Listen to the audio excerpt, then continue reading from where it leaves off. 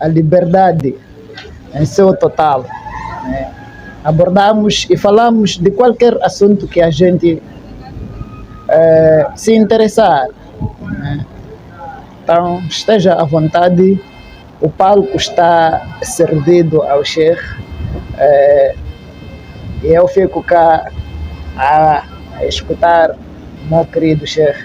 Jazakumullahu khairan pela oportunidade.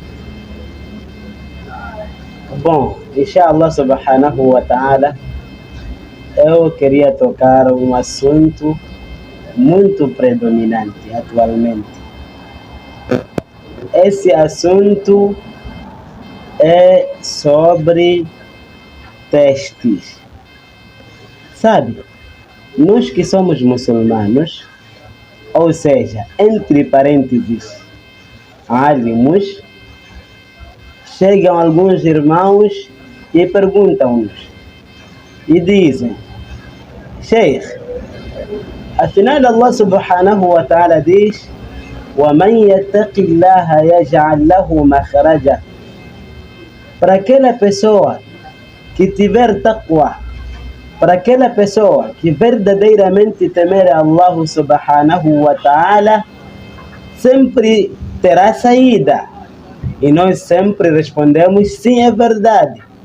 E por sua vez ele diz: então como é possível aquelas pessoas que não acreditam em Allah subhanahu wa ta'ala são os bem-aventurados, e nós que acreditamos em Allah subhanahu wa ta'ala nada temos? Ou seja, aquelas pessoas que não acreditam em Allah são ricos e nós sempre somos pobres. Por que isso acontece? Uma vez que Allah subhanahu wa ta'ala disse: وَمَنْ يَتَّقِ اللَّهَ يَجْعَلْ لَهُ مَخْرَجًا. Para aquela pessoa que temer a Allah subhanahu wa ta'ala terá saídas. Então, este é um problema que muitas das vezes afeta os nossos irmãos. Sem saber o que responder, perguntam os mashaykhs.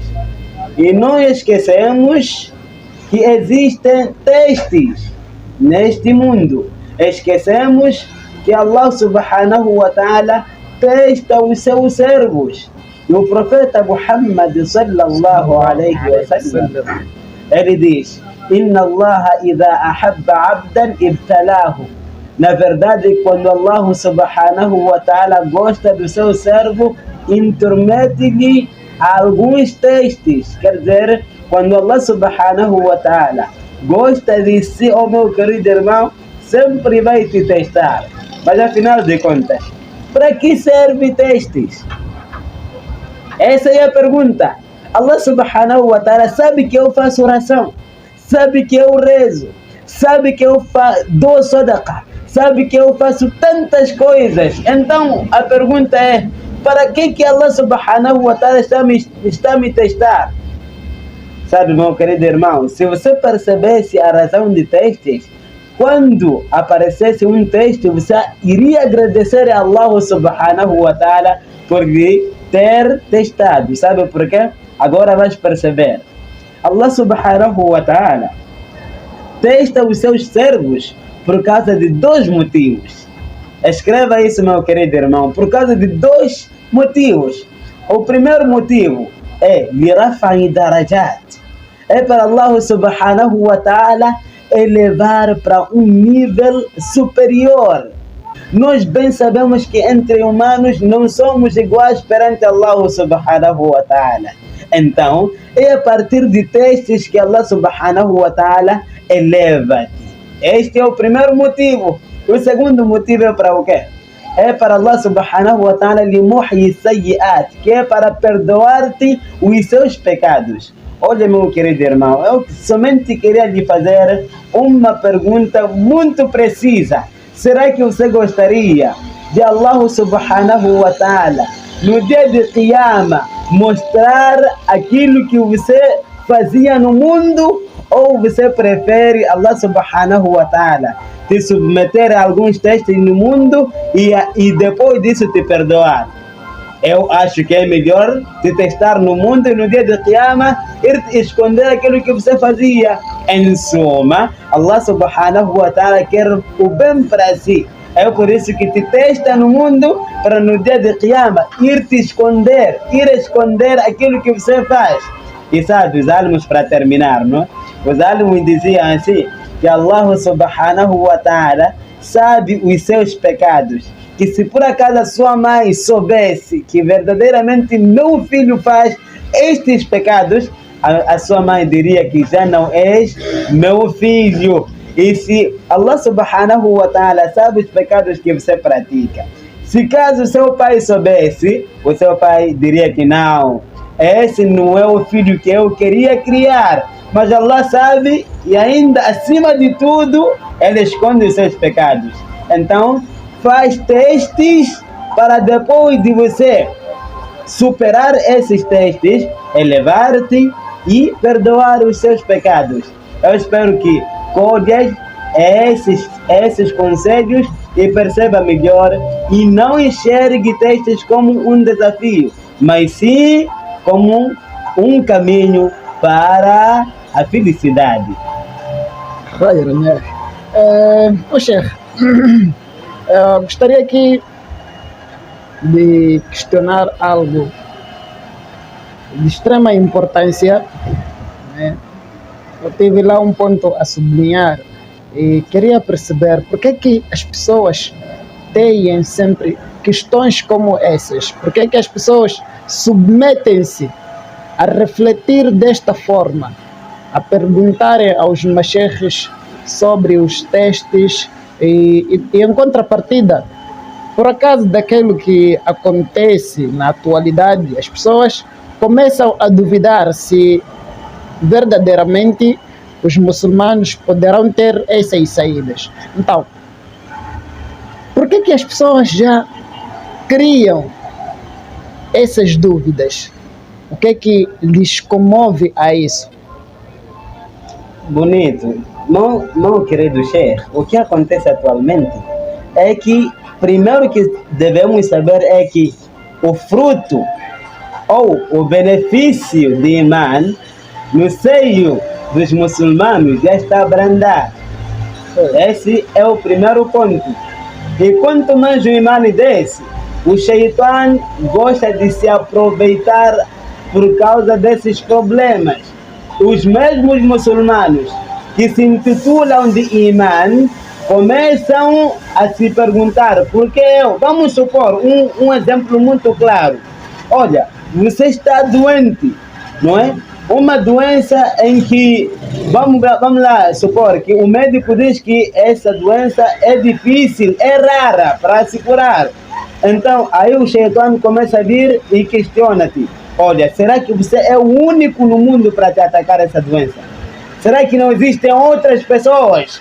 E não só isso, aparece mais uma outra pessoa que tinha a mesma doença e diz que, olha, você acha mesmo que essa doença é impossível curar?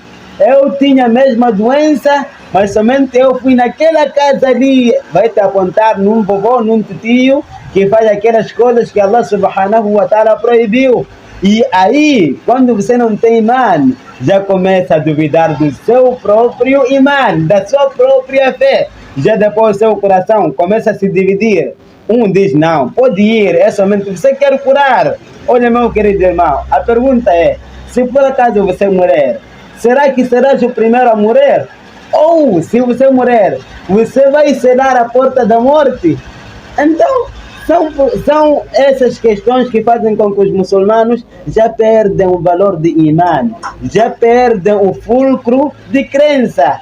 E é isto que nos mata hoje em dia, infelizmente. Então, são essas e outras questões que fazem com que os muçulmanos venham até esse ponto, se perguntam por que eu?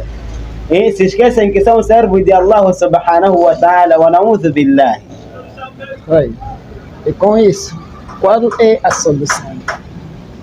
O que podemos fazer para não cair a esse tipo de erro, meu querido Sheikh?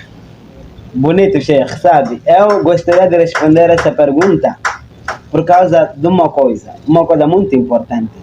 O que nós podemos nos apegar é com istighfar, é com o perdão, pedir perdão perante Allah subhanahu wa ta'ala. Isso porque eu me lembro de um episódio que aconteceu antigamente com o Hassan al-Basri, não é? Uma vez, uma pessoa, quando ele ensinava, apareceu e disse: olha, al-Basri, eu não tenho riqueza, estou a pedir para que peças a Allah subhanahu wa ta'ala para me proporcionar riqueza. E aquele disse: faça istighfar, não é? E veio a segunda pessoa e diz: olha, Hassan al-Basri, eu estou mal, não tenho filhos, estou a pedir para que peças a Allah subhanahu wa ta'ala me dar filhos, eu estou mal. E o Hassan al-Basri disse: faça istighfar. Perguntas diferentes, a mesma resposta. E a terceira coisa, vem mais um outro indivíduo, o mais espantante, disse: olha, na minha terra já não existe chuva, estou a pedir para que peças a Allah subhanahu wa ta'ala para me proporcionar chuva, ou para proporcionar chuva naquela minha sociedade. O Hassan al-Basri diz: peça perdão é Allah subhanahu wa ta'ala. Então, aquelas pessoas que aprendiam, se fosse na atualidade, diríamos que aqueles chefes somente têm a mesma resposta. Todas as perguntas, infelizmente ele nada sabe, né? Sabe, exato. Mas o que acontece com Hassan al-Basri? Foi perguntado, foi dito: o chefe, todas as pessoas que chegam, você diz que podem fazer istighfar. Perante isso, Allah subhanahu wa ta'ala vai dar respostas. Allah subhanahu wa ta'ala vai dar aquilo que vocês bem querem. E o Hassan al-Basri respondeu que se vocês não se recordam do episódio que aconteceu com Nabiullah Nuh, quando alertou aquelas pessoas, dizendo que peçam perdão a Allah subhanahu wa ta'ala, que ele vai vos perdoar. Depois disso, o quê? Ele diz que se por acaso vocês pedirem perdão a Allah subhanahu wa ta'ala, irá primeiro vos dar filhos, não é isso? Depois vai vos dar chuvas, depois vai vos dar, isso está no Surat Nuh, inshallah subhanahu wa ta'ala. Depois diz: وَيُمْدِدَكُمْ بِالْبَنِينَ, não é? Ele vai aumentar-vos filhos, vai vos dar riquezas, irá vos proporcionar, mas o quê? Mas muitas coisas que Allah subhanahu wa ta'ala citou naqueles versículos. Então, isso quer dizer o quê? Quer dizer que se por acaso nós quisermos para que essas perguntas, testes se diminuam ou mesmo enfrentarmos qualquer problema, devemos nos apegar com o perdão de Allah subhanahu wa ta'ala. Como dizia Nabiullah Nuh: فَقُلْتُ اسْتَغْفِرُوا رَبَّكُمْ إِنَّهُ كَانَ غَفَّارًا يرسل السماء عليكم مدرارا ويمددكم وبنينا ويجعل لكم جنات ويجعل لكم أنهارا. Isso tudo por causa de o quê? فَقُلْتُ اسْتَغْفِرُوا, eu disse para eles, devem pedir o quê? Perdão, porque Allah إِنَّهُ كَانَ غَفَّارًا, porque ele é o perdoador por excelência, não só perdoador, é um perdoador por excelência, alguém que não só desculpa. Quer dizer, existem pessoas que desculpam, porque nós, seres humanos, somente desculpamos. Eu faço um erro para si hoje, digo: já te perdoei, mas depois de voltar de amanhã, fazer a mesma coisa, já direi: ontem me fizeste isso, quer dizer que você não me perdoou, somente você me desculpou. Então, ele, quando apaga um pecado, nunca mais vai se recordar. É isso que se chama de perdão. Espero que, inshallah subhanahu wa ta'ala, com essas respostas, com esses ditos, acatemos e melhoremos no nosso cotidiano, inshallah subhanahu wa ta'ala. Inshallah. Jazakumullah khairan, Sheikh, pela a vossa presença cá. Eu não posso mais comentar, é aquilo que se diz: quando o sol aparece, a lua sempre deve desaparecer. لهذا أقول السلام عليكم ورحمة الله وبركاته. وعليكم السلام ورحمة الله وبركاته.